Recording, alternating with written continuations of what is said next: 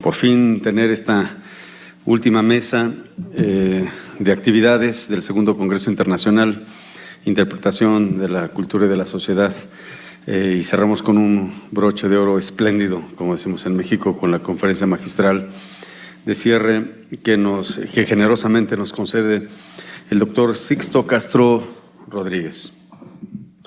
El doctor Sixto Castro es catedrático de Estética en la Universidad de Valladolid, España. Ha sido profesor invitado en la Universidad de Bayreuth y Wagner, sonará por ahí, y visiting scholar y visiting professor en las universidades de Temple de Filadelfia, Houston, Oxford, Lovaina, Columbia, Nueva York, y profesor invitado en Providence College de Providence, Rhode Island, de Estados Unidos, y en la Universidad Anáhuac, México. Es autor, entre otros libros, de La trama del tiempo de 2002, En teoría es arte, de 2005, Vituperio de Orbanejas, de 2007, Lógica de la creencia, una filosofía de la religión, de 2012, Sobre la risa y la belleza, ensayo de ontología estética, de 2015, Filosofía del arte, el arte pensando, de 2017, Teología estética, de 2018, y de este año, ¿Qué es pues una obra de arte? Ha publicado también numerosos artículos de investigación en diversas revistas. Ha traducido al español a Richard Swinburne, a George Dickey, a Lessing y a Lydia Guer. Pues la conferencia magistral que nos concede el doctor Sixto Castro se titula Lo estético como dimensión de la verdad práctica. Sixto, es un enorme placer tenerte entre nosotros y escuchar las ideas con las que nos vas a nutrir en este cierre de congreso. Por favor, te cedo la palabra. Pues gracias al profesor. No sé si se oye o es que igual lo acerco un poco más. ¿Mejor así? Es que tengo que tener por esto de no tener papel, pues ya. Tengo que agradecer en primer lugar a las distintas universidades que han organizado este coloquio, a la UNAM, a la Anáhuac, al San Buenaventura, y de modo especial a quien me ha traído aquí, que es el profesor Arturo Mota y el profesor Raúl Buendía. El Centro de Estudios Contemporáneos. Claro, se me había olvidado, es verdad, el Centro de Estudios Contemporáneos, la profesora Tania Acosta. Para mí es un honor cerrar este coloquio que ha sido tan rico en ideas, ha sido inaugurado por el profesor Belchot y bueno, es el último y esto es bueno porque ya estamos agotados. O sea, ya estamos agotados. Yo una charla que di, pasé junto a un muchacho que estaba allí esperando y me dijo, sea breve. Y dije, bueno, haré lo que pueda. Es verdad que intentaré ser lo más breve posible, aunque tengo aquí una cantidad de material que he ido elaborando, pues lo que traía y a raíz de algunas ideas que he escuchado aquí, ¿no? Voy a mostrar un poco cómo en este contexto de interpretar la cultura y la sociedad, que es el marco global en el que se inserta este congreso, pues la racionalidad estética, la racionalidad artística, la que se aplica en este ámbito puede ser un buen modelo para pensar las culturas y los distintos aspectos que se han expuesto estos días aquí, ¿no? Bien, de entrada, fíjense, el título es La verdad práctica. Puede decirse que quizá no haya tema más actual que la verdad. Para muchos filósofos es un tema prohibido. La verdad para muchos supone una violencia al final de un discurso. Bueno, cuando decimos, bueno, pues ya estaría. O sea, la verdad es ya no discuto más, ya hemos llegado a un punto final, ¿no? Pero en realidad la verdad, como saben aquí tantos expertos en hermenéutica, pues siempre surge del diálogo. Y el diálogo es algo que no se suele entender bien. El diálogo, etimológicamente, significa a través de la palabra. Es algo que se llega a través de la palabra, no un duólogo. Porque en muchas ocasiones entendemos el diálogo como, bueno, hablamos dos personas, el presidente del gobierno y el líder de la oposición, y uno cede un poquito, otro cede un poquito, y luego llegamos a un territorio que no le interesa a nadie. No, el diálogo es aquello que permite que mediante el logos surjan cosas que no habían aparecido. Y de repente se instituyen como verdades. Es verdad que la esclavitud está mal. No hay otra manera de fundamentarla que no sea en el diálogo. Da igual. O sea, no lo va a fundamentar ningún científico ni ningún principio, digamos, axiomático. Es el diálogo el que permite que esto surja, ¿no? Es verdad que muchas veces la verdad tiene connotaciones metafísicas. Aquí se ha citado ya en varias ocasiones a Bátimo, que insistía en aquello, ¿no? No, el principio tiene que ser la caridad, no la verdad. La verdad se supone que es un fundamento final o incluso principio de un discurso, y si ya tenemos la verdad, ¿para qué vamos a seguir? Los epistemólogos han girado hacia conceptos como la certeza, la validez, que son menos comprometidos en el ámbito de la filosofía de la ciencia, y hoy somos conscientes de que nuestro acceso a lo real, vamos a decirlo así en términos globales, pues está, digamos, impactado por muchos filtros, que si la lengua, que si la cultura, que si la ideología, que si no sé qué y no sé cuánto, ¿no? Claro, entonces los teóricos nos liamos con todos estos problemas, mientras que en el ámbito no teórico, en el ámbito práctico, en el ámbito de la calle, pues todo el mundo enseguida dice, eso es mentira, eso no es verdad.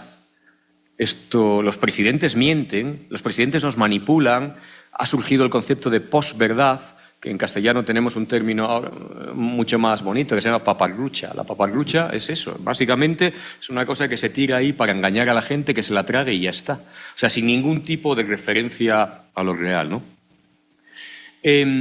Digamos, esta afirmación que acabo de hacer no nos debe llevar a la conclusión de que solo en esos contextos extrafilosóficos se habla de la verdad. No, de la verdad hablamos, y en el ámbito teórico discutimos si la verdad existe o si más bien la verdad convierte en abstracta una realidad que no es más que el carácter de verdadero de los enunciados o de los entes.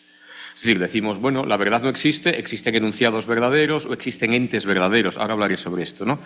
Podemos decir, bueno, pues la verdad, venga, que la discutan los epistemólogos y que nos digan exactamente de qué estamos hablando, ¿no? Podemos discutir, y lo hacemos en el ámbito filosófico, si verdad y certeza son términos intercambiables, si la verdad es una o múltiple, si la afirmación de que algo es verdad no es más que una reduplicación de que algo es. Por ejemplo, para muchos filósofos contemporáneos, pues decir que es verdad que esto es un micrófono no es más que decir que esto es un micrófono. O sea, la idea de la verdad no tiene más que un valor conativo, como cuando insisto, es verdad lo que te estoy diciendo, no tiene más valor que ese. O sea, esto es un micrófono, equivale a decir que es verdad que esto es un micrófono, y ahora mostraré que no es así tampoco, ¿no? En principio parece que la verdad tiene poco que ver con lo estético, y sin embargo, desde su nacimiento, la disciplina estética, toda esta que debate sobre la belleza, el juicio de gusto, luego sobre el arte, pues siempre ha estado preocupada por la cuestión de la verdad. En su origen, la estética, en términos del que inventa el nombre para este campo, que es Baumgarten, allá por la mitad del siglo XVIII, dice, la estética o teoría de las artes liberales, noseología inferior, es decir, teoría del conocimiento, arte de la belleza del pensar, arte de la razón análoga, es la ciencia del conocimiento sensible. O sea, para él, en la estética hay, digamos, una exploración de un tipo de conocimiento análogo al que hace la lógica. Por eso habla de una noseología inferior y todo esto. Pero la estética es evidente que no sigue este camino veritativo ni cognitivo, y la culpa la tienen varios. Uno es Descartes, para el que todo el territorio de la estética es confuso, oscuro, no matematizable, si se me permite la expresión, y el padre de este desastre es Kant. Está muy bien, leemos muchos a los alemanes, pero Kant en estética es el padre de la estética y conviene matarlo, ¿verdad, Tania? Conviene matarlo. Yo no lo digo, lo decía un filósofo norteamericano, Joseph Margolis, y yo le cito aquí en esto, no significa que yo me implique o no, él decía, lo mejor que se puede hacer con la crítica del juicio, que es el texto fundacional teórico de la estética, es tirarlo a la papelera. Decía Joseph Margolis. Yo no lo digo, yo no sé, digo, relata refero, que decían los clásicos, yo digo lo que me han dicho, ¿no? Claro, es cierto que Kant lo que hace es poner un alambre de espinos en torno a todo el espacio estético para protegerlo de, digamos, de sus posibles veleidades veritativas, ¿no? Nada tiene que ver con la verdad. A lo largo de estos días hemos visto un montón de ejemplos de prácticas estéticas constructivas y se reivindica que detrás de ellas hay verdad, de algún modo. Ahora trataré de explicar que estoy de acuerdo con esto, ¿no? Bien, digamos, actualmente debatimos, como digo, sobre la verdad casi en el espacio bien acordonado de la epistemología, pero no siempre ha sido así. Hay un evento medieval muy interesante, en el sentido ese de evento fundante, de cambio, de rumbo en la historia o del modo de comprender, que nos muestra que la verdad no se reduce exclusivamente a un espacio teórico. Y el acontecimiento al que me refiero es muy interesante, uno que acontece en el siglo XIII, que es la polémica que Tomás de Aquino sostiene con los averroístas acerca de si hay verdades de fe y verdades de razón diferentes, de tal modo que podemos concluir perfectamente que algo es verdad en el ámbito de la fe, en el ámbito de la creencia, pero es mentira en el ámbito racional y a la inversa, ¿no? esto no lo dice Averroes como tal, lo dicen sus discípulos. Por eso se habla de la teoría de la doble verdad. Tomás de Aquino sostuvo que no, que la verdad es única. Y él parte de una tesis de San Agustín que dice, verdadero es lo que es. Luego ya tenemos aquí otro cambio. Ya no estamos hablando de enunciados, sino que estamos hablando de entes. Algo es verdadero por el hecho de ser, en primer lugar, y por el hecho de ser lo que es, en segundo lugar. Es decir, el debate epistemológico no tiene sentido en estos términos sin esta ontología previa. Y de ahí viene aquella frase que todos recordaremos, los filósofos seguro, de Aristóteles, que decía que la verdad es decir de lo que es, qué es, y de lo que no es, allá en el libro de la metafísica, ¿no? La ontología y la epistemología en estos términos están completamente adaptadas. Bien, entonces aquí llega fíjense que esto va a ser un pelín complicado, pero yo creo que tiene mucho elemento nutritivo. Esto lo han discutido mucho en los hermeneutas contemporáneos, de Heidegger en adelante sobre todo, ¿no? La idea de que la verdad, y esto es el adagio medieval, es la adequatio intellectus et rei. Nosotros lo traducimos por la adecuación entre el entendimiento y la cosa. Ahí hay una cosa y el entendimiento se adecúa a la cosa y entonces ya está. Claro, según esto, si nos fijamos un poco, el término que se utiliza es adequatio, equatio, igualación, igualdad y haz, dirección. Entonces, digamos que tenemos dos términos. Uno es el intellectus, vamos a traducirlo por el intelecto, que es mucho más, en la terminología medieval, es mucho más amplio que nuestro puro entendimiento matemático, pero bueno, dejémoslo así, ¿no? Y res, la cosa, son los dos términos de una ecuación, de los que según esto sabemos que son iguales. Si tenemos una ecuación x al cubo igual a 8, pues nosotros sabemos que los dos términos que están a cada uno de los lados de la igualdad son iguales y lo que tenemos que hacer es despejar la incógnita. Pues esto es lo que tenemos que hacer con intellectus et res, con el entendimiento y la cosa, despejar la incógnita. O sea, los medievales sabían que era lo mismo, pero tenían que despejar esta incógnita. Por eso es necesario trabajar una ontología que nos diga qué son el entendimiento y qué es la cosa. Bien, para los medievales, concretamente para Tomás de Aquino, esto era evidente. O sea, cuando nosotros conocemos, asimilamos las formas. No sé, Tania tiene una forma y la forma de Tania, cuando yo conozco, está en mí exactamente igual que está en ella, la forma. Por tanto, ese proceso de asimilación es muy claro, ¿no? Por eso dice Tomás de Aquino que el alma es, en cierta medida, todas las cosas. Todo lo que conoce está presente en el alma, ¿no? Claro, fijémonos que estamos tratando de cuestiones epistemológicas y cuestiones ontológicas. Y de aquí, sin más, se van a derivar cuestiones éticas. Decir que algo es verdad, que decir lo verdadero, mejor dicho, es éticamente obligatorio, ¿no? Entonces, esta gente estaba constantemente introduciendo cláusulas para decir, bueno, ¿cuándo podemos eliminar o subvenir esta... Subvenir, no. No sé cómo se dice ahora, no me sale la palabra. Dejar de lado esta obligación ética, ¿no? O sea, la fidelidad es, además de una virtud ética, una virtud epistémica. Bueno, si nadie se ha marchado todavía, es que no se me ha escapado todo el mundo, ¿no?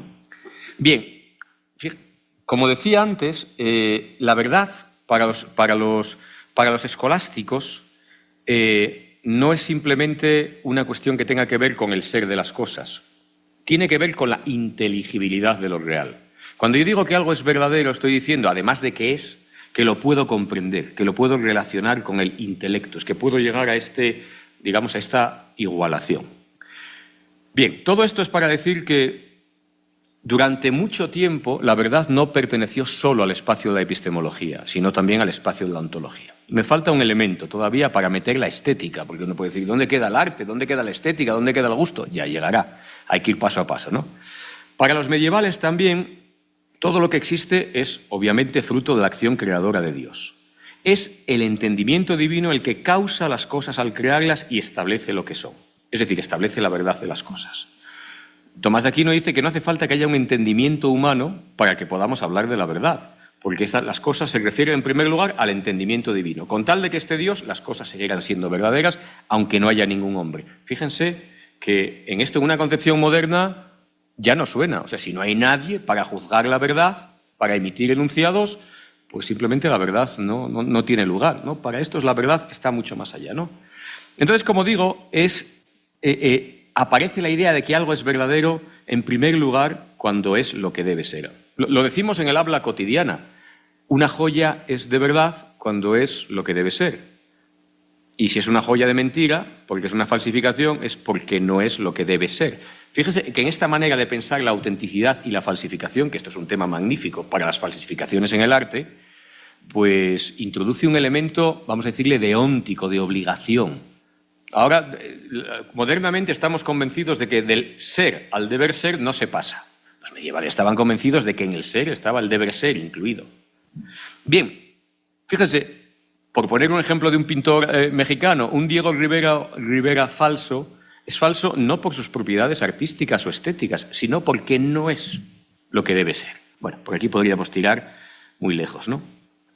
Bien, la filosofía contemporánea ha huido mucho de esta idea de adecuación y piensa que la verdad se entiende como un desvelamiento. Los heideggerianos, si hay por aquí alguno suelto, pues lo sabrá muy bien, ¿no? Todo esto, Heidegger tiene toda esa reflexión tan profunda sobre las Lichtungen, que es los claros del bosque, las aperturas, que en su etimología remite a Leichten, que es limpiar un bosque, aligerar, algo así, quitar toda la madera que sobra y todo esto, y él deja caer así como que, hombre, algunos dicen que Lichtung viene de Lichtung, que viene de Licht, que es lo que nos suena todo, de luz, pero él no quiere tener ninguna referencia a toda esta tradición, llamémosle neoplatónica, medieval, que hace la luz, que en último término nos remite a lo divino, ¿no? Pero es igual, o sea, todavía pensar que en este juego de entendimiento y realidad se puede dar un desencierre del mundo, un desvelamiento, nos vale. Bien, el punto clave al que quería llegar con todo este desarrollo es que el fundamento de la verdad teórica es una verdad práctica. Es la acción creadora de Dios. ¿Y por qué nos interesa esto para los teóricos del arte? Porque es que esta es la figura que va a asumir modernamente el artista, tal cual. Es decir, el fundamento técnico de la verdad, en el sentido de techne, de saber hacer, en el sentido de ars, pues desaparece por completo en los fundadores de la epistemología moderna, Descartes, y de ahí en adelante ya no piensan en que la verdad tiene que ver con el hacer. Queda una salvedad, un autor que se está recuperando recientemente, que todos conocerán seguramente, que es Vico, Gian Battista Vico, que condensa esta tesis en el principio del verum factum. Y dice, lo verdadero es lo hecho. Y entonces él lo dice, aquí tengo a Arturo, que es un latinista consumado, verum est ipsum factum. Lo verdadero es lo hecho mismo. O latinis verum et factum idem. Latinis verum et factum reciprocantur, se ut scholarum vulgus loquitur convertuntur. Está hablando, aquí está recordando una idea de los medievales, que era que las propiedades trascendentales, aquellas que tienen todos los entes por el hecho de ser, unidad, bondad, ser, belleza, etc., se intercambian. Donde hay verdad hay bondad, donde hay bondad hay unidad. Todo esto que nos suena muy antiguo y todo esto, ahora diré que por qué lo antiguo es interesante, ¿no? Él viene a decir que lo verdadero y lo hecho son convertibles. Donde hay verdad hay algo que ha sido construido y donde hay algo construido hay una verdad que se establece en el mismo proceso constructivo, ¿no? ¿Y esto qué significa? Pues significa que todo ese miedo que tenían los modernos, porque la filosofía moderna es prácticamente el miedo a las paradojas escépticas, es decir, ¿será mi conocimiento verdadero? ¿Cómo puedo tener certeza de que conozco? Pues todo esto desaparece. O sea, la verdad de lo hecho se hace patente, y ahora vamos a hablar otra vez en latín, post factum, una vez que se ha hecho algo. O sea, la verdad de un destructor o de un acorazado o de una goleta está en la goleta hecha. Y no post argumentum, a imitación del acto creativo de Dios, ¿no? Esto es un pozole verdadero. No me lo expliques. O sea, no me expliques, no me sueltes rollos acerca del argumento, no sé qué. El pozole está hecho. Es decir, el hecho lo convierte, el pozole hecho es un pozole verdadero. Y si es un pozole falso, será porque no es lo que debe ser. Y discutiremos entonces, pero porque le falta el chile no sé cuánto, el chile no sé qué. Vico dice, la verdad de la geometría se prueba en el hacer. ¡Hala! Demuestre. Y entonces empezamos a pintar y a hacer ángulos y no sé qué. La aritmética en la reconstrucción de la prueba. Dice Vico, probar una cosa por causas equivale a hacerlas. La verdad que nos da el experimento no es más que rehacer la obra de la naturaleza, volver atrás y reconstruir los pasos que la naturaleza ha seguido. Entonces la verdad del artefacto se da en su haber sido hecho. Reconstruir el proceso que ha llevado a algo es conocer ese algo. Entonces, como todo lo existente es un artefacto divino o humano, su verdad procede primeramente de una práctica, es decir, o de la acción creativa de Dios o de la acción creativa del ser humano, ¿no? Y por eso mismo el hacer se vuelve criterio de conocer. a semejanza del acto divino. Como he dicho, los modernos se olvidan de todo esto. Se olvidan de todo esto. Actualmente, como he dicho ya, pensamos la verdad como el espacio de la teoría, por influjo de las corrientes principales de la filosofía moderna, ¿no? En el mundo premoderno, sin embargo, esto no se planteaba en estos términos. ¿Y por qué digo que el mundo premoderno es importante? Estos días me ha llevado Arturo, el profesor Mota, para acá y para allá, en ese coche magnífico que tiene, ¿no? Un coche, podríamos decir que es un coche premoderno. O sea, ahora tenemos coches automáticos que andan solos. Me dijeron que un Tesla le das al chisme al reloj y te viene solo el Tesla. Eso es un reloj moderno o posmoderno. El de Arturo es premoderno, ¿no? Tiene todas las ventajas, tiene todas las ventajas. Nos lleva a donde queremos, se supone que eso es lo que hace un coche. Nos protege frente a los laminazos. Nadie nos va a pegar y si nos pega probablemente ni nos enteremos. Y nos quita el disgusto ese, ¿no? Consume poco, tiene un antirrobo ilocalizable, solo él sabe dónde está. Permite que en una ciudad de millones de coches le reconozcan cuando pasa. Anda, Arturo, ya nos ha pasado. Nos pasó el otro día, ¿no? ¿Por qué debería cambiarlo por un coche nuevo o el equivalente por una metodología más contemporánea? ¿Por qué? Conviene, digamos, yo siempre pienso que todo este mundo antiguo que hemos dejado de lado es, bueno, es como cuando nos montamos en el coche de Arturo, que tiene un espejo retrovisor así de grande, con el cual ve todo. Y es, claro, la cuestión es que todo este mundo nos parece arcaico, nos parece que nos sirve, y no es verdad. Cuando vamos conduciendo, vamos mirando hacia adelante, pero al mismo tiempo vamos ubicando nuestra posición en el espejo retrovisor. O sea, todo esto que nos suena arcaico es extraordinariamente actual. Así dicho entre nosotros, aunque nos están grabando, algún heideggeriano me reñirá, Heidegger fusila inmisericordiamente elementos de la teoría medieval, de la filosofía medieval, y les da otro tinte. Pero a poco que uno escabe y escarbe, se va a encontrar con elementos clave, o sea, que les sirvieron para mirar hacia adelante, ¿no? Bien, para los medievales, y aquí tenemos el espejo, el retrovisor de Arturo, existían dos tipos de entendimientos. Un entendimiento especulativo, decían ellos, que considera lo verdadero en absoluto, y un entendimiento práctico que considera lo verdadero en orden al obrar. Hemos salido de la epistemología, estamos en otro territorio. O sea, en orden al obrar, lo que se hace, de alguna manera, forma parte del territorio de lo verdadero, ¿no? Este entendimiento práctico, dice Tomás de Aquino, causa las cosas y es la medida de las cosas por hechas. Es decir, establece la verdad al obrar. Y aquí entramos en un terreno muy interesante, el de la verdad práctica, ¿no? Discutiremos, ahora podemos discutir, como hicieron con los averroístas, si la verdad práctica y la verdad teórica son dos cosas diversas, que no tienen nada que ver. Los averroístas dirían sí, son dos mundos distintos que pueden no coincidir, o si hay una verdad que se da de diversos modos, ¿no? Aquí, Tomás de Aquino lo tenía muy claro. Él dice que es una verdad que se da a distintos fines. Él dice, el entendimiento práctico y el especulativo no son potencias diferentes, sino que difieren en el fin, en tanto que el práctico se ordena a la obra y el especulativo solo al examen de la verdad. Bueno, esto está, ya viene desde Aristóteles, ¿no? Ya viene desde Aristóteles. ¿Qué quiero decir con esto? Pues que la verdad práctica y la verdad teórica no pueden ser entendidas sino en términos análogos o analógicos, ¿no? Si entendiésemos la verdad en términos equívocos, pues no podríamos escapar de la doble verdad. Son cosas distintas y cada una va por su lado, no van a coincidir. Si se diese en términos unívocos, no habría esa diferencia en el fin que dice el santo, ¿no? Luego, la relación ha de ser de analogía. O dicho en otros términos, el univocismo, que diría Beuchot, considera que hay una verdad fundamentalmente teórica, y habitualmente se la aplicamos al ámbito científico, y relega la verdad práctica y poética a un espacio no veritativo o defectuosamente veritativo. Bueno, lo que hace alguien no es verdad en el sentido fuerte de la verdad teórica, y ya no digamos lo que hacen los poetas o los artistas. Eso no tiene nada que ver con la verdad, eso es una cosa de imaginación, eso es no sé qué. Y ahora hemos estado hablando en la mesa después de comer, pues hemos estado hablando de Edipo, hemos estado hablando de Hamlet. Si no hay verdad ahí, digamos que venga Dios y lo vea, ¿no? El equivocismo sostiene que hay muchas verdades irrelatas, sin referencia en distintos modos humanos de estar en el mundo. Luego, no tiene sentido pedir que haya relaciones entre diferentes modos de agencia, ¿no? Y el espacio analógico, que yo creo que es el más sensato, debe evitar ceder a la tentación anoalética. Esta mañana decían citaban a Deleuze y decían que la tarea de la filosofía es crear conceptos. Aquí tienen uno. anoalético. Suena fatal, pero la partícula ano en griego es la parte más alta. Entonces, de alguna manera, la tentación anoalética es considerar que hay una verdad que es la buena y de ahí las demás dependen en cierto modo, ¿no? Y esta tradición considera que hay tanta verdad en un ámbito como en otro, ¿no? Bueno, todavía queda alguien, voy a seguir un poco más.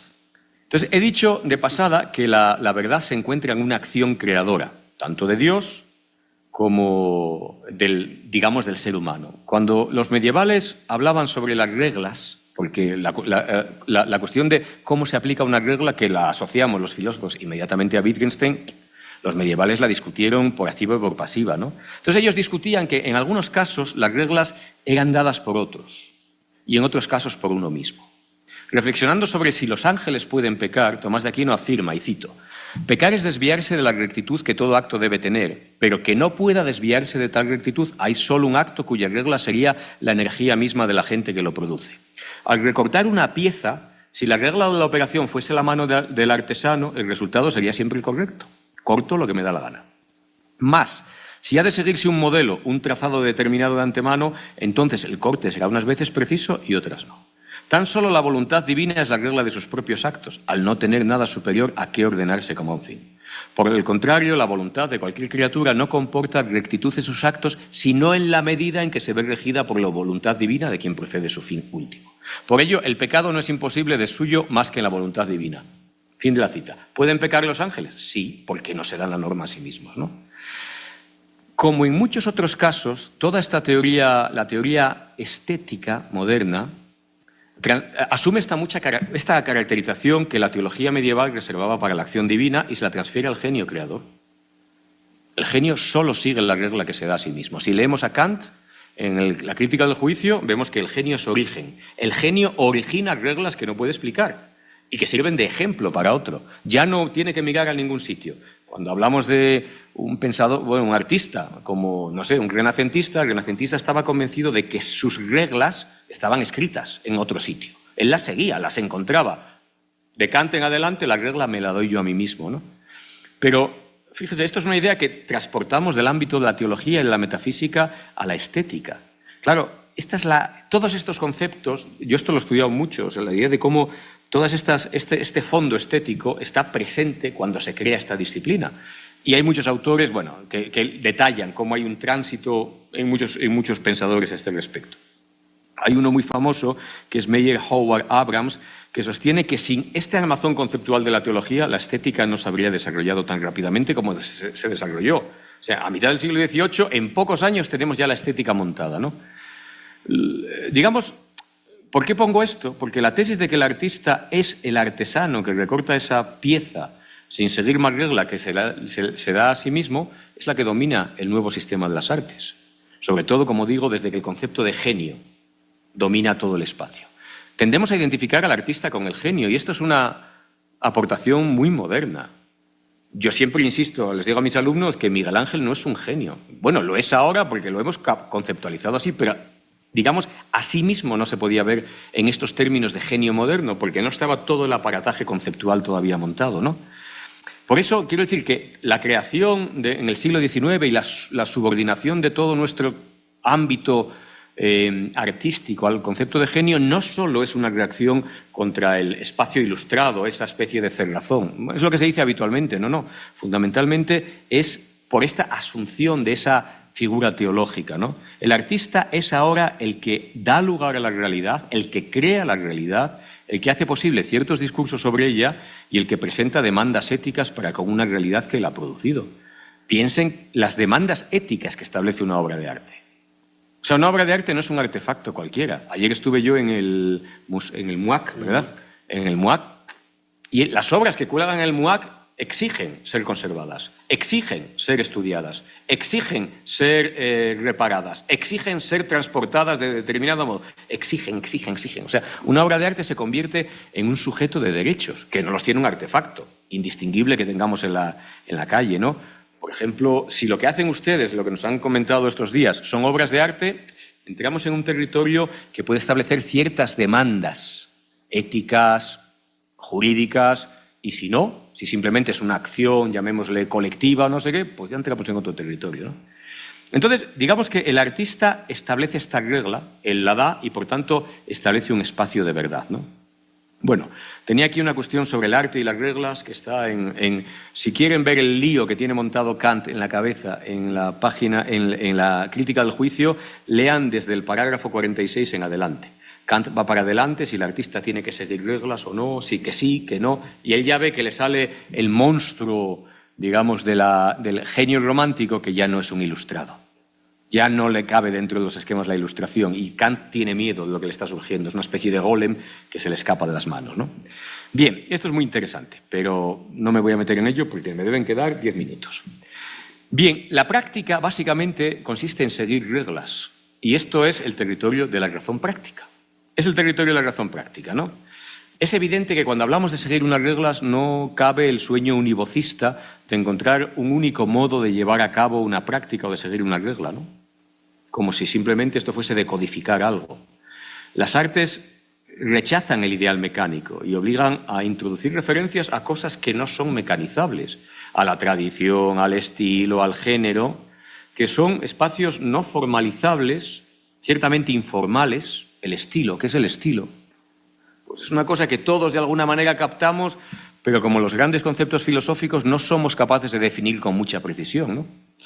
Pero no son por ello irracionales, ni mucho menos, ¿no? Para quien está familiarizado con esas convenciones, digamos, hay ciertas decisiones que se pueden tomar. Un ejemplo muy claro, ¿no? Cuando un intérprete se enfrenta a una partitura, tiene ante sí una realidad que tiene que ejecutar o poner en juego y tiene que tomar muchas elecciones, haciendo una suerte de epiqueia artística. La epiqueia es una parte de la justicia, decía Tomás de Aquino, que tiene que ver con la aplicación de la ley a una situación concreta. Cuando un juez tiene que aplicar la ley, pues oiga, tiene que tener en cuenta muchas condiciones, ¿no? Si el individuo ha robado 7 manzanas, 7 años de cárcel. Bueno, esto habrá que mirarlo, las condiciones, la situación concreta, etcétera, que es mejor la epiqueia. Eso que se nos ha olvidado, pues el artista de alguna manera tiene que ser un individuo que aplica la epiqueia. ¿Cuál es el tempo que debo adoptar? ¿Cuál es el volumen? La posición física, ¿dónde me ubico? La pulsación de la tecla, los movimientos del arco, cómo se interpreta un trino, por ejemplo. Esto es muy interesante, todo esto. Y esto no está codificado en la partitura. No se sabe cómo hacer. O sea, la partitura no te lo dice. Muchos teóricos, analíticos, consideran que la partitura tiene que ser una secuencia de signos que no sean ambiguos. De tal modo que cuando yo veo este circulito negro en esa línea, sé que es un sol y hay que tocarlo de esta determinada manera. Pero ¿qué significa adagio? ¿Qué significa vivace? ¿Cómo se interpretan esos signos no escritos de un trino, si conocen la música? Todo este tipo de cosas, ¿no? Y la música popular se ve constantemente. La que no está escrita ya no es una obra musical, es música, pero no una obra musical. Y quien pertenece a esa práctica es capaz de tomar las decisiones adecuadas, pertinentes y prudenciales para interpretar esa pieza musical. Bien, tenía aquí un ejemplo de Wittgenstein, pero no me voy a meter con esto. ¿Qué quiero decir con esto? Que la práctica es un territorio del que no cabe salir. Wittgenstein pone un ejemplo que es muy interesante. Dice, hombre, todos podríamos preguntarnos, bueno, sabemos cómo se juega al ajedrez y seguimos las reglas, pero dice, bueno, olvídate de las reglas, ¿cómo se juega realmente al ajedrez? Pues se juega siguiendo reglas. O sea, no hay una manera de jugar al ajedrez que no sea siguiendo reglas. O sea, esa idea de que existe una manera platónica e idética o algo por el estilo de jugar al ajedrez, pues no tiene mucho sentido, ¿no? Y de alguna manera esto sucede en el ámbito artístico también, ¿no? En el ámbito artístico y en el ámbito de cualquier práctica en general, podríamos decir.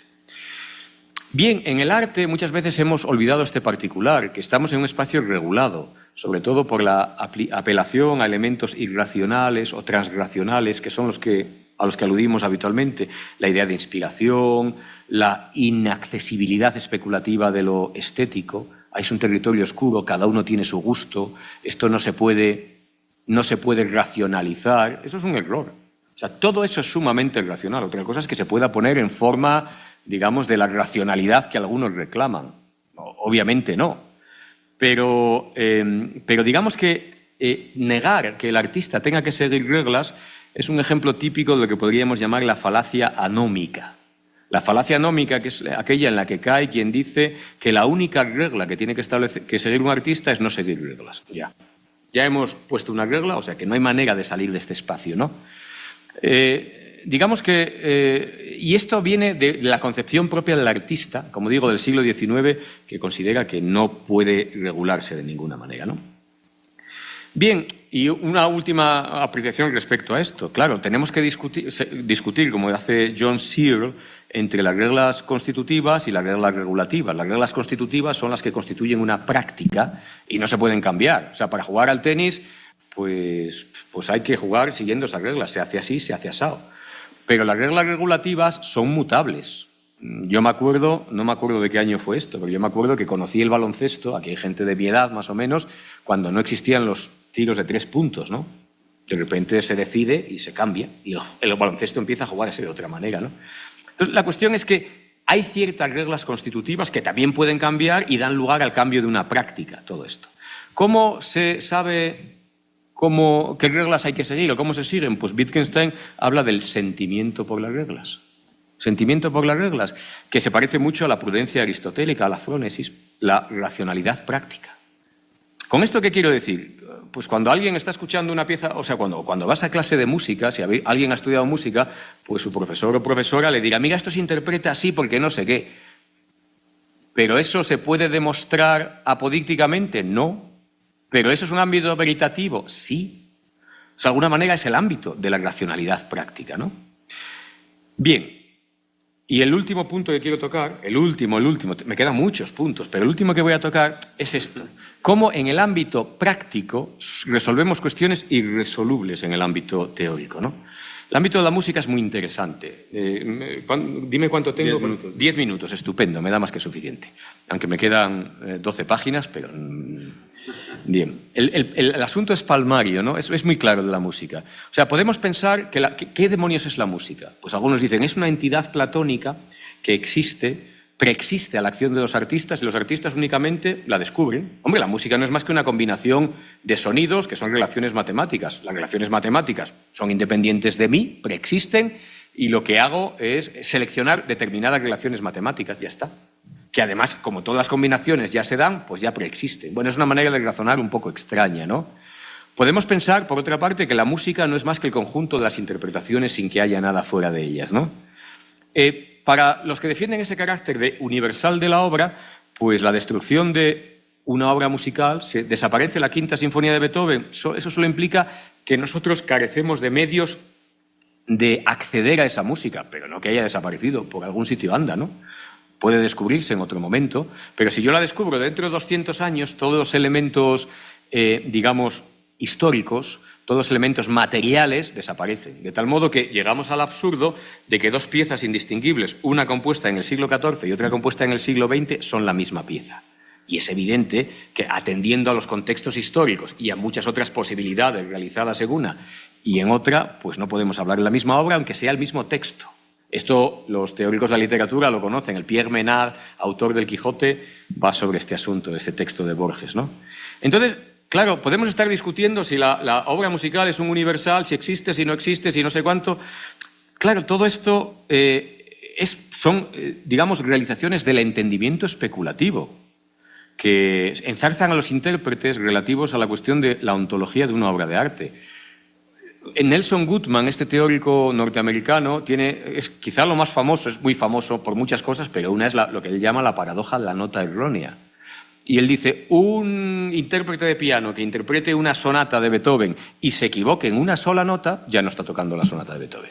¿Por qué? Porque si se equivoca en una, ya no toca lo que constituye esa sonata, que es esta combinación de sonidos. Y si decimos, hombre, por una... Bueno, y si no es una, dos. Bueno, por dos. Y si son dos, tres. O sea, desde un punto de vista lógico, su argumento es intachable. No se lo cree nadie. Es un argumento de laboratorio que en la práctica resolvemos perfectamente. En la práctica resolvemos perfectamente. O sea, si yo me voy a Chapultepec y veo ahí unos mariachis, si se da el caso, tocando la tocata y fuga del re menor de Bach o la Quinta Sinfonía de Beethoven o lo que sea, pues yo la reconozco sin más. O sea, para un analítico de estos, no. Le han quitado la mitad de las notas. No tocan los instrumentos adecuados, pero todos escuchamos ta. Anda, mira, Beethoven. Y me puedo enfadar desde el punto de vista estético, porque decir, hombre, no hagas esto con Beethoven. O me puedo alegrar, Pero eso no tiene nada que ver con la ontología. Es decir, considerar que si no tenemos una ontología, si no tenemos resuelto el problema con el entendimiento especulativo, la práctica no puede juzgar una obra, no puede disfrutarla o no puede incluso considerarla como lo que es, pues es un error. Podemos pensar que si un intérprete descuida de modo sistemático las indicaciones de un compositor en una partitura, no está interpretando una determinada obra, podemos considerarlo desde el punto de vista especulativo. Ahora le diremos, ¿qué significa de modo sistemático? ¿Cuántas? Esto es un ejemplo típico de los irresolubles, las paradojas del continuo, todo esto, ¿no? Y de las paradojas, del Sorites, el montón, ¿no? Siempre ponemos, yo en el ejemplo, siempre que encuentro a alguien calvo, con un par de pelos, digo, ¿es calvo o no es calvo? Claro, la cuestión es que, o sea, alguien que no tiene ni un solo pelo, no tenemos duda, pero en cuanto tiene uno, dígame, con un pelo sí eres calvo. Bueno, ¿y con dos? O sea, ¿en qué momento? ¿En qué momento? Pues es lo mismo. Entonces, la cuestión es que esto en la práctica lo resolvemos sin ningún problema, dentro de un contexto de práctica que se ha dotado a sí misma de una determinada racionalidad. Y en la práctica todo esto funciona muy bien, porque básicamente lo que aplicamos es la frónesis. Es decir, un intérprete que interpreta una pieza musical sabe exactamente lo que ha de interpretar, conoce las reglas, las adapta a la situación concreta y ya está. Mientras que en la teoría pues discutiremos si ha tocado esa pieza o no, ¿no? Bien, un ejemplo más. Por ejemplo, desde el punto de vista teórico, colorear una película en blanco y negro da lugar a una nueva obra o es una versión de la obra.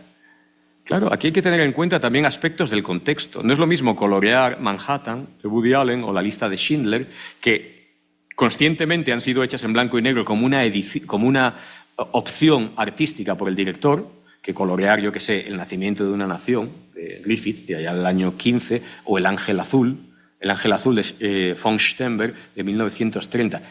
Esta es una película para los académicos. Si algunos de nosotros que somos académicos todos no han visto esa película, El ángel azul, véanla. O sea, ya si con esto ya mi charla ya está más que cumplida. Entonces la cuestión es que si yo coloreo estas películas que no se colorearon porque no era técnicamente posible, ¿estoy en presencia de la misma obra o no? Bueno, pues tenemos que decidir. Y desde la mitad del siglo pasado, desde mediados del siglo XX, pues todos los teóricos han estado pendientes de la cuestión de la decisión. Tenemos que tomar decisiones sobre si algo es una obra de arte, sobre si algo es un género artístico, sobre si ampliamos un género artístico. O sea, me aparece aparece alguien bailando, yo qué sé, no sé cómo, y decimos, ¿pero esto es danza o no es danza? Entonces empezamos a establecer subcategorías. Vamos decidiendo en función siempre, y este es el asunto, en función de analogías, ¿no? Bueno, tengo aquí muchas más cosas, pero voy a ir terminando, Voy a ir terminando porque quiero citar una cosa. Bueno, sí, quería decir que no sé si llaman a un filósofo del arte para determinar en un juicio si hay plagio. Venga un filósofo del arte. ¿Esto es un plagio? ¿Es una obra nueva? ¿Es una creación dependiente, una versión? Normalmente a quien llaman es a un abogado que utiliza argumentos lógicos y ontológicos relativos a la identidad y a la identificación de una obra para tratar de convencer al juez, ¿no? Pero en la práctica eso no tiene mucho que ver con el arte, con la obra de arte en cuanto tal, sino con qué constituye el concepto de obra, y esta es otra historia. Sobre esto me podría meter años, sobre por qué pensamos las artes en términos de obras, pero esto sería... Quiero decir, termino con dos reflexiones. Una es, la obra de arte, al igual que un personaje histórico, despliega sus virtualidades en un ejercicio histórico de interpretación, que ahora sí constituye la identidad de la obra de arte. Quiero decir con esto que pensar que sin haber aclarado con el entendimiento especulativo las condiciones de identidad, si esta es la obra que es, si le quito una nota, no sé qué y no sé cuánto, y las condiciones de individuación, si esto es una versión de la otra o no sé qué, y pensar que si no tenemos eso claro no la podremos llegar a interpretar. Imagínense, el músico ahí diciendo, pero es que yo no sé si esto es una sonata de Beethoven porque hay 7 versiones y no sé cuál es, no voy a tocar. Me he quedado en suspenso porque no lo sé. O sea, la racionalidad práctica nos dice, toca, ya sin más, ¿no? Aquí pongo una idea, digo, pensar que no podemos hacer esto es como pensar que un melón no se puede repartir entre 7 comensales a menos que se tenga una herramienta capaz de dividirlo en 7 partes iguales. Nadie se ha quedado sin comer melón por no tener esa herramienta. O sea, aplicamos la racionalidad práctica. Y quería decir algunas vías de racionalidad práctica, meterme con Kant un poco más y tal, pero no lo voy a hacer. Termino con una cosa que ayer estuve viendo, de nuevo, en el Museo de Arte Contemporáneo, aquí voy a sacar una foto que hice, pues entré en la biblioteca, como no, y en la biblioteca, en la librería, digo, a ver qué venden aquí. Y me encontré con un texto de un autor que desconozco, Mackenzie Ward, no sé quién es, y entonces el texto lleva por título Amor y dinero, sexo y muerte. Amor y dinero, sexo y muerte.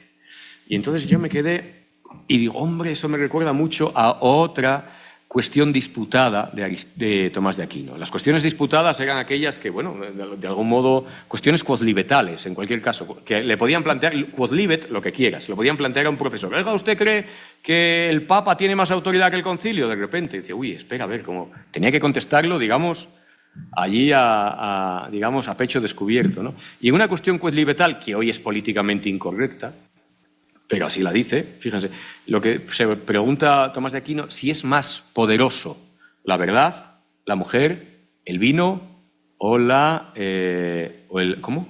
Y el rey, en efecto. ¿Qué es lo más fuerte? ¿Qué es lo que tiene más poder? Bueno, aquí está pensando en el hombre que se siente... Bueno, dejemos esos contextos.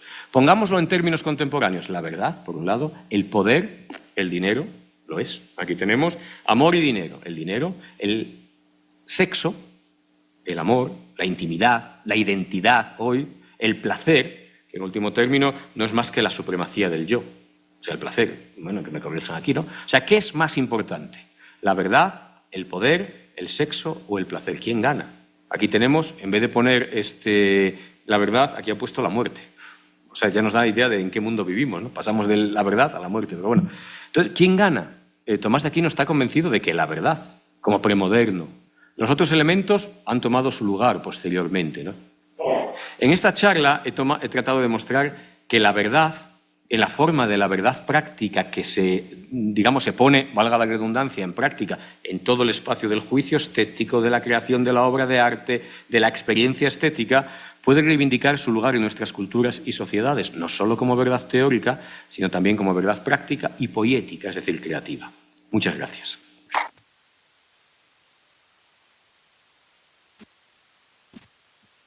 He cumplido, ¿no? Muy bien, ¿no? Muy bien, Sixto. También el tiempo impone. Muchas gracias, Sixto, por esta extraordinaria conferencia de cierre de este coloquio. Pero tenemos un tiempo para un par de preguntas de nuestros asistentes. Si alguien quiere hacer una pregunta, por favor, levante la mano. Tania, por favor. Que sea fácil, Tania. Pero así la contestamos pronto y nos vamos ya a tomar y pozole. No, pues felicitarte, porque además de la presentación de tu libro, que yo invito al público justo a acercarse a leerlo, creo que es una consulta que para todos aquellos a los que nos interesan, pues las reflexiones en torno justamente a lo que es una obra de arte, pues es fundamental. Además, lo que puede suscitar en cuanto al diálogo que abre, ¿no? Y en ese sentido, me gustaría escuchar qué piensas sobre algunos teóricos que plantean que ciertos ejercicios en el campo artístico que se han denominado como un minimalismo pueden entrar en un coqueteo o en una relación un tanto no comprometida con la filosofía. Estoy pensando en obras como la de Joseph Kosuth, de Scher, o la silla física, la silla fotografiada y la definición, ¿no? Y que eso, digamos que por supuesto es o plantea una relación inmediata con la lingüística, con cierto ejercicio en la lingüística, en tanto que se está exhibiendo en un circuito expositivo, lo que activa es una relación con justamente la reflexión filosófica, y que de ahí habría como una deriva en cuanto a ciertos ejercicios artísticos que comprometen a la filosofía también como para leerse desde ahí, ¿no? Desde una perspectiva estética. Bueno, es una pregunta muy interesante que en cierto modo respondió Hegel ya allá en el siglo XIX cuando decía que en esa célebre frase de que el arte es para nosotros una cosa del pasado. Hegel se daba cuenta de que el arte ya de su época había devenido una cierta forma de filosofía. Había abandonado algunos constitutivos que él consideraba clave de las artes y había entrado en otro territorio donde el arte había, digamos, comenzado a reflexionar sobre sí misma. Esta es la teoría de Arthur Danto básicamente se reduce a pensar que la obra de arte es fundamentalmente el vehículo que utiliza la filosofía para poner la pregunta correcta que el arte habría estado o que la filosofía pretendería a lo largo de la historia. Es decir, el arte lo que hace es ir transformando a lo largo de la historia, guiada por un espíritu hegeliano, transformándose a través de estilos, etcétera, para plantear la pregunta correcta: ¿por qué soy una obra de arte? Es decir, hay una especie de autoconciencia del arte que, según él, acaba en una obra que es sumamente filosófica, que es la caja brillo de Andy Warhol. La caja brillo, que es una caja brillo completamente indistinguible en términos perceptivos de una caja de jabón del supermercado, que pondría la pregunta filosófica: ¿por qué soy una obra de arte? Ya está. Esta es la pregunta que la filosofía no supo hacer y que solo el arte puede hacer, pero el arte ya no puede contestar. Ya estamos en el ámbito de la filosofía.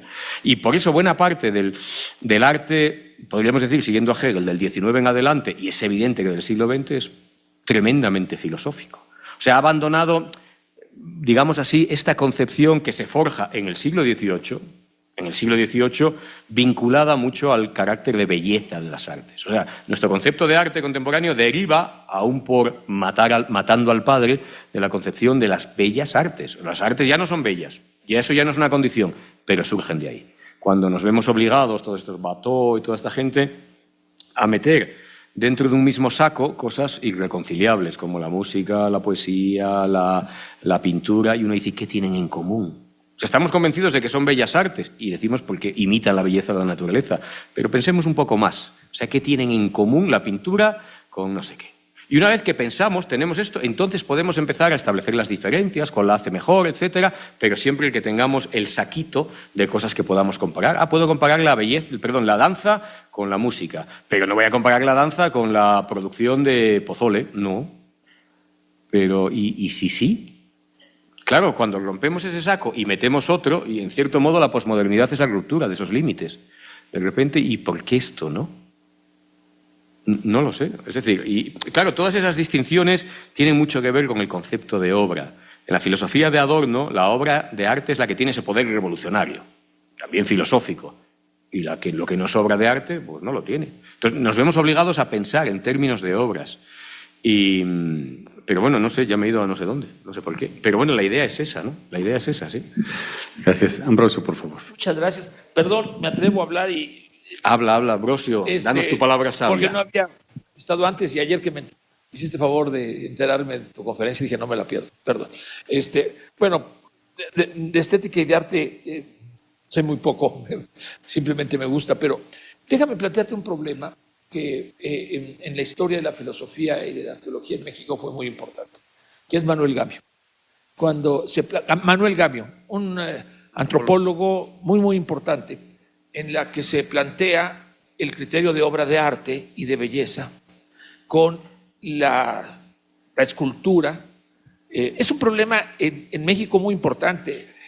Justino Fernández está ahí sobre Coatlicue, Coatlicue, es unas cosas maravillosas de discusión. Pero el problema es si lo que plantea Gamio es si esa obra de arte, ¿cómo determinar si la Coatlicue Gracias. ¿Es una obra de arte o no es una obra de arte? Entonces, Gamio refiere a esto, a las concepciones previas, y yo creo que resuena mucho un concepto que no ha aparecido y quiero preguntarte: sensus communis. Porque, pues para Kant, hasta donde sé, el sensus communis es una dimensión fundamental de la obra de arte, ¿no? Esta dialéctica entre genio y sensus communis, como si el sensus communis es la instancia de constatación de que se trata una obra de arte. Y creo que por ahí, sin utilizar estas palabras, Gamio lo desarrolla y también Justino Fernández, ¿no? Sin embargo, si es así, hay una pluralidad de sensus communis, cada cultura, cada nación, y entonces, en tus términos, ¿aceptarías que hay una pluralidad de verdades? Si es que la interpretación del sensus communis es la instancia que constata la belleza o la ontología de una obra de arte. Gracias. Es que ahí en este último comentario, Ambrosio, está la respuesta. Cuando Kant plantea el sensus communis, él dice hay un sensus communis logicus, que es el que tenemos todos según Descartes, que es lo que está mejor repartido del mundo, y luego el sensus communis aestheticus, que es básicamente la operación que surge de ese libre juego de imaginación y entendimiento que él supone que se da en todo el mundo ante la contemplación de una representación bella, no de obra de arte. Kant, el gran tema de Kant es la belleza. Es verdad, luego se meten todas estas cuestiones del genio y todo esto, pero lo que es la obra de arte, en eso no es tan, digamos, incisivo. Su tema es la belleza. Por eso, con el genio se vuelve un poco tonto, porque él dice, el genio tiene que seguir reglas de escuela, arte. En cuanto creador de arte, pero en cuanto creador de belleza no puede dar reglas. Entonces, esta dinámica. ¿Debe el genio ir a la escuela? En algún sitio dice, no, porque eso le coarta, porque no sé qué. Y en otro sitio dices que si no va a hacer más que tonterías. O sea, desde el punto de vista de creador de arte, tiene que seguir reglas, que se han ido sedimentando a través del gusto. En eso Kant es muy clásico, ¿no? Pero la belleza no se deja someter a esto. Esto sería, por un lado, ¿no?, la idea del sensus communis. Kant, como ilustrado, diría, el sensus communis, este libre juego de imaginación y entendimiento es universal. Aquí, si el tipo de las Islas Trobriand no experimenta lo mismo que yo, el problema es suyo, diría él. Ya lo experimentará, ya esperaremos a que eso, ¿no? Pero bueno, es la concepción ilustrada. Probablemente hoy tendríamos que pensar en otros términos. Pero respecto a lo segundo, es muy interesante esto porque se pueden establecer analogías y las analogías nos permiten, digamos, recuperar una cierta unidad, ¿no? Hay un teórico neozelandés, que es Dennis Dutton, escrito, que se planteaba la cuestión. Dice, hombre, normalmente los antropólogos tienen una cierta tendencia al relativismo, al decir, hombre, las obras de arte en cada sitio tal, el concepto de arte es, digamos, eurocéntrico, y en parte tiene razón. O sea, nosotros llegamos con nuestra conceptualización del siglo XVIII y la vamos colocando. Esta obra impronunciable para mí que has citado, ¿es una obra de arte? Lo podríamos preguntar de las pirámides de Teotihuacán, o lo podemos preguntar de un Cristo, de una iglesia. ¿Es una obra de arte? Lo que hemos hecho con toda esta construcción del siglo XVIII, colocarlo por todos lados. ¿Es la poesía de San Juan de la Cruz una obra de arte? Una vez que le aplicamos ese esquema, sí. ¿Deja de ser un comentario místico? No.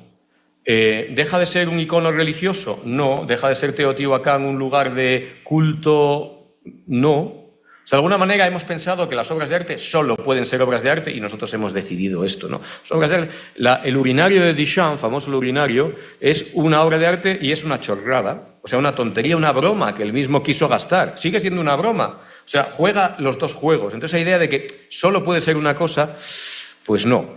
¿Y por qué digo la analogía? Porque Dennis Dutton decía, hombre, si los antropólogos vienen a decir, siguiendo esto y con parte de razón, que no, que esto no es una obra de arte, pero él dice, hombre, si nosotros vamos a otra cultura y vemos que la gente, pues fríe huevos, y eso es todo lo que saben hacer para comer, y todos los días comen un huevo frito. ¿Podríamos decir que estos individuos tienen el concepto de cocina? Hombre, yo creo que sí. Agarrar un huevo, ponerlo a freír, pues ya es cocinarlo. Es evidente que no tienen la riqueza pues, de los distintos pozoles de no sé qué y ya cuando va uno al Nube 7 y le dan cosa esferificada de no sé qué. O sea, que yo tenga un mayor repertorio no significa que no esté dentro de una misma categoría. Cuando los individuos salen y van a defender sus tierras lanzando piedras y tirando con un arco o con sus armas y no tienen misiles nucleares, pues tienen el concepto de guerra analógico, ¿no? Entonces yo creo que el concepto de analogía nos permite, de alguna manera, no solo diferenciar, sino transitar entre los dos territorios. ¿Es una obra de arte esto? Coatlicue. ¿Es una obra de arte? Sí. Sí y no. Pues un poco pero esto es, digamos, o sea, nadie mejor que los mexicanos hacéis esto, ¿no? ¿Se puede adelantar aquí? Bueno, sí. No, pero sí. ¿Se puede hablar por el teléfono en el móvil? No, pero sí. Bueno, pues esto ¿es una obra? No, pero sí. Yo y termino con esto, cuando los alumnos y los teóricos se plantean la cuestión de las urartes, que así lo dicen en términos muy golosos, ¿no? Las artes originarias, todos pensamos en España, yo siempre pongo el ejemplo de Altamira. Los franceses siempre hablan de Lascaux, digo, tira un poco para casa, ¿no? Altamira. ¿Qué va? Las artes originarias son las del siglo XVIII. Las que generan todo el sistema global y a partir de ahí lanzamos las redes y nos traemos, y yo qué sé, ídolos africanos, nos metemos las cuevas de Altamira, porque es que quien fuera que pintó aquello no tenía en mente nada de nuestra concepción de hacer arte. Y para hacer arte, vamos a decirlo así en términos poco vastos, hay que querer hacer arte y hay que saber qué es lo que se quiere hacer. Como cuando alguien hace ciencia, pues puede hacer buena o mala ciencia, pero voy a investigar a ver si con estos caracoles, no sé. De algún modo, por eso pienso que las artes originarias son el siglo XVIII. Y de ahí, pues ya introducimos un montón de cosas. Por eso la idea de esto es una obra de arte o le imponemos digamos, una coraza de hierro, pues en parte le imponemos, pero en parte, con analogías, podemos pensar que se podría imponer. La respuesta aquí es de racionalidad práctica también. O sea, aquí no tenemos la respuesta definitiva de 2 más 2 igual a 4. Tengamos en cuenta todos estos contextos y decidamos, y al final hay que decidir. Y la decisión, digamos, es irrevocable de aquí en adelante, pero dentro de 20 años la decisión puede ser otra, porque estarán otros decidiendo, ¿no? Y cuando digo la decisión no me refiero a las gentes sabias, es que lo estamos decidiendo constantemente. En el libro, dije que iba a terminar, pero no, en el libro hablaba de aquella ocasión en que estábamos en el Centro de Cultura Digital, que es unas obras de arte indudables. Aunque uno no las pueda reconocer, digo, ¿esto qué será? ¿Esto será el extintor o será una obra de arte? Uno no lo reconoce, pero no tiene duda de lo que ahí está aconteciendo es obra de arte. Sale, sin embargo, a Chapultepec y la gente está haciendo pozole. Si le digo a esta gente, oiga, usted es un artista, probablemente no se identifique, ni tiene por qué, con lo que está sucediendo en el Centro de Cultura Digital. Y, sin embargo, en la concepción pre-dieciochesca del arte, es que es lo más claro. Alguien que sabe cocinar es un artista. Y contemporáneamente estamos recuperando todos estos elementos que habían quedado un poco, digamos, ensombrecidos por la gran tradición dieciochesca, que es la que nos ha dominado. Bien, pues Sixto, muchas gracias de nuevo. En la analogía, muchas gracias. Un aplauso, por favor, a nuestro conferencista. Es conmovedor la generosidad con la que nos compartiste la conferencia magistral de clausura, de cierre de este congreso, y te agradezco mucho todo lo que has hecho para estar con nosotros. Muchas gracias, Sixto, de nuevo.